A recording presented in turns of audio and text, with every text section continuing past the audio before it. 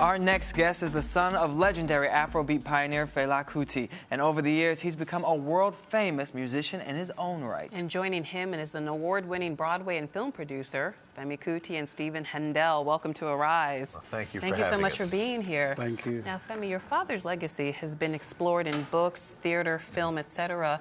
But it seems like we're just scratching the surface about him. Why do you think there's still this interest in this man so many years after he passed away?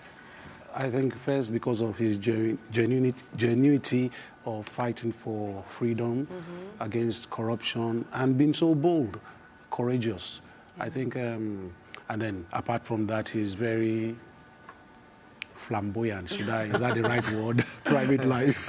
Yeah, well, when did you first realize that your father wasn't an ordinary man, that he was an icon, that he was a voice of a people? Probably at the first raid in '73.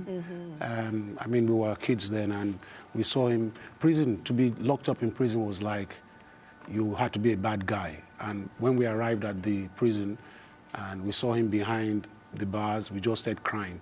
And he just started laughing, and he cuddled us and said, "Look, don't worry, I'm feeling fine, blah, blah, blah, blah." And my mother took us back and explained his situation to us.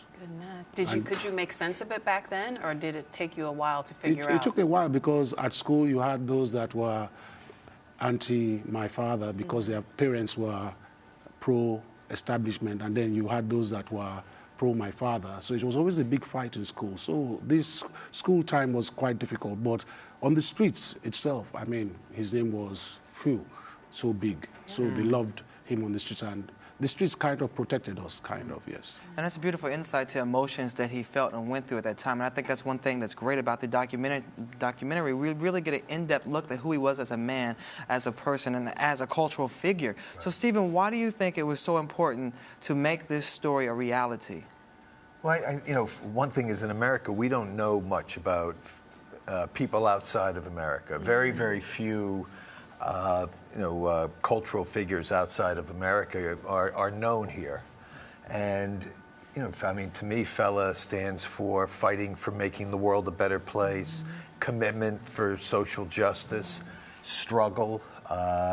And certainly there's, I mean, one thing, we should mention is, the music is mind-boggling. It's mind-boggling, and there's lots of it, and and all of it is exceptional, and it's all about standing up and being a voice for the people.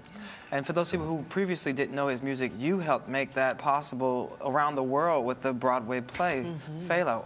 Why again was that important for you to make that available to the people? And what is it about him that intrigues you so much? Well, I don't know if you believe in, we should all try and make the world a better place.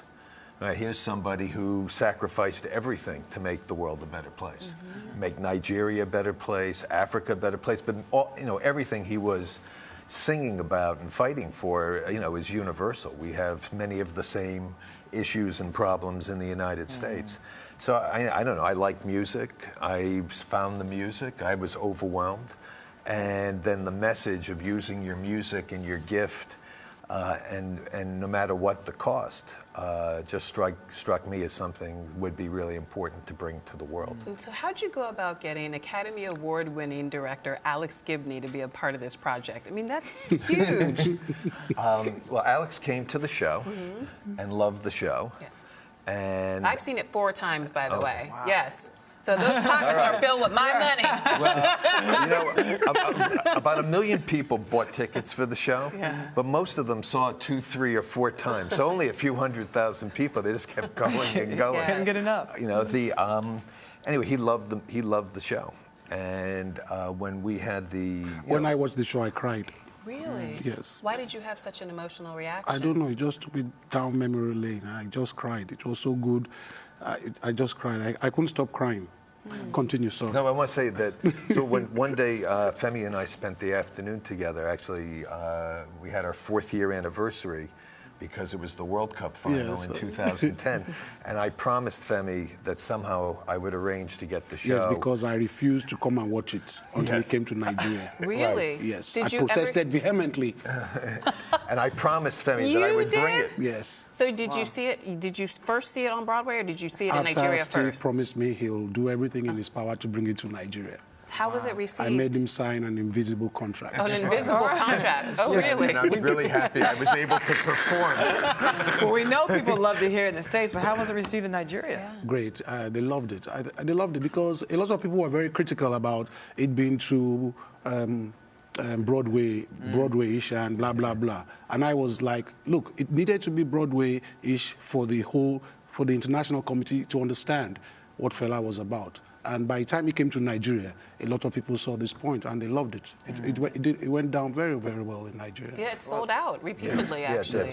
Yeah, and so so Alex, and I, when we brought it, I wanted to have it documented because this is the first. I mean, it's really amazing that something here would transfer to Nigeria.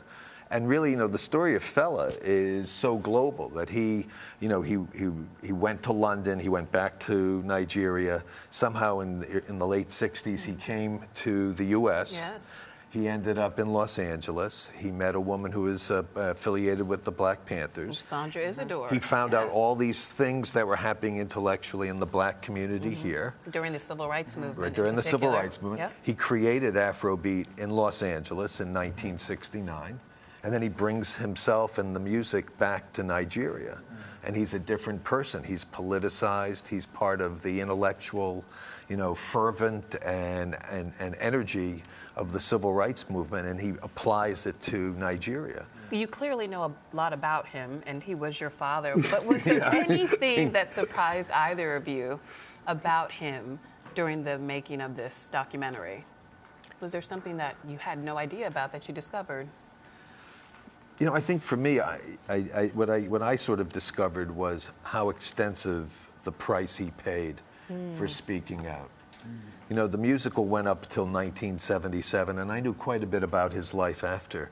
But how he obsessed about his mother, how he how Professor Hindu affected him, how many years he just sort of suffered the cost of being oppressed. That's what struck me. Wow. Nothing really. I think there is even still more to dig out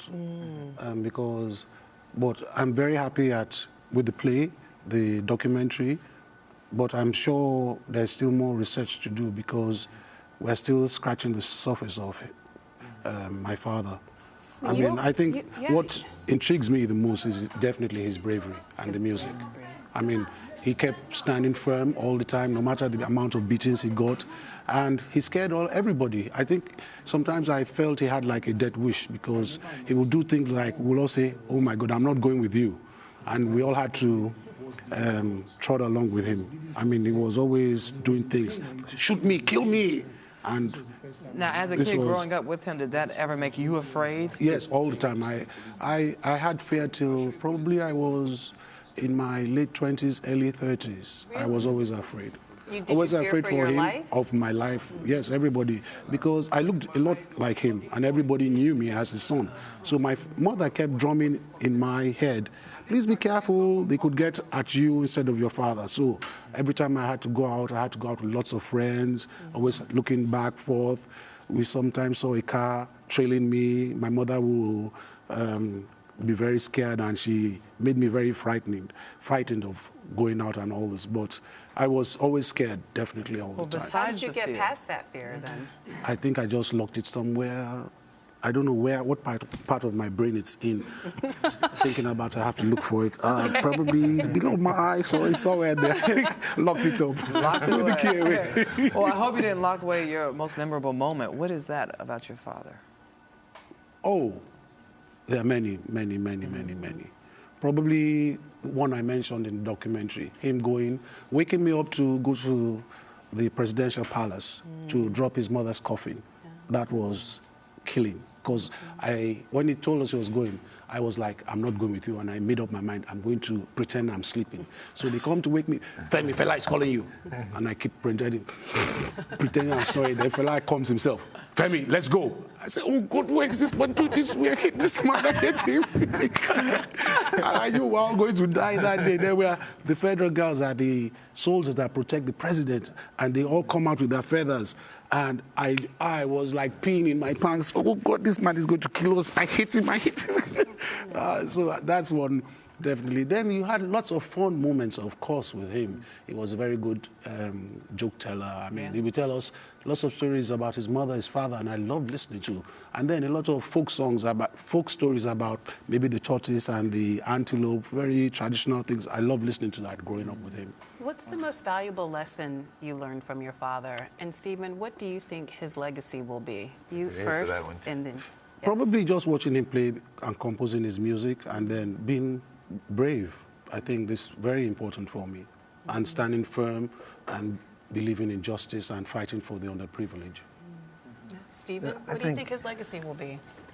Well, I think certainly being willing to stand up for whatever you believe is right, no matter what the cost. There's a moment in the film where he conveys his legacy to a young person who was part of his circle, and he said, if you do the right thing, and you do what you believe is the right thing, what you do will live forever, and they will find you. Just one more thing. He died of AIDS, and this was because of his strong belief in traditional African medicine. He just believed so much in Africa, and that Africa had to excel, that he did everything to, no matter what, he protected his African ideas, even if he was going to be wrong. So not even accepting AIDS because Europe was saying AIDS was in Africa, saying no, this is Western propaganda. Just believing, no, Africa must have a solution for this disease. I mean, right till the final moments, he was very Pan-Africanist, just his ideas, trying to build Africa, make Africa strong. Wow, and we can learn more about those ideas in the documentary Finding Fela. Yes. Thank you guys so much for joining us. Thank you for having us. Thank you. And you're watching Arise Entertainment 360.